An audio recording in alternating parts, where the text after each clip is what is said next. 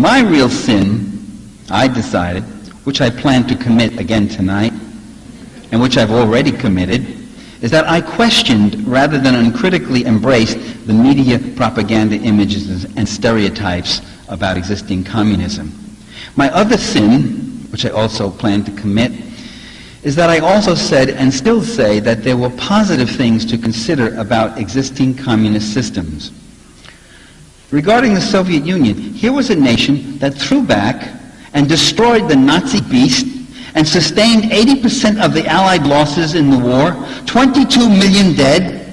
I thought that that was a debt that humanity owed the Soviet people. Here was a nation that in 3 decades made industrial advances equal to what it took capitalism a century to accomplish, while feeding and schooling its children rather than working them 14 hours a day, as the capitalists did during the Industrial Revolution, and as capitalists are still doing today in many parts of the world. Here was a nation that provided vital assistance, material, military, medical, armed assistance to liberation movements in Vietnam, Cuba, Nicaragua, South Africa, Angola, and other countries. As Nelson Mandela pointed out, I heard him on a TV show in Washington when he was visiting here in 1990. Here was one of the few countries that, for all its injustices and dysfunctional structures, and I am going to talk about those things, be patient, did guarantee its citizens some minimal economic security.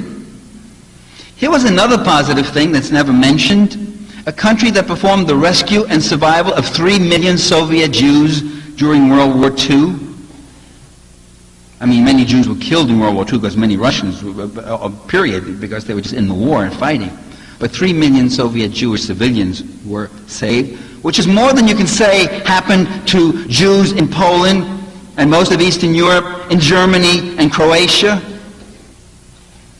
Left anti-communism was, and it still is, as orthodox and dogmatic as the mainstream or the more extreme McCarthyite varieties, in that it doesn't tolerate anything positive being uttered about existing communist systems, except possibly Cuba. For some reason, and the Cuban system is exactly a Soviet system, a one-party, women's federations, the role of trade union movement, the role of the youth groups is exactly the same model. But Cuba is kind of looked at warmly, which is nice. I guess we'd be grateful for small things. Left anti-communism expects nothing less than a blanket condemnation of communist countries as Stalinist monstrosities, historic and moral aberrations. I prefer what psychologists call differential object appraisal, that you look at something and you see it in very differentiated things. Some things good, some things not so good. Regardless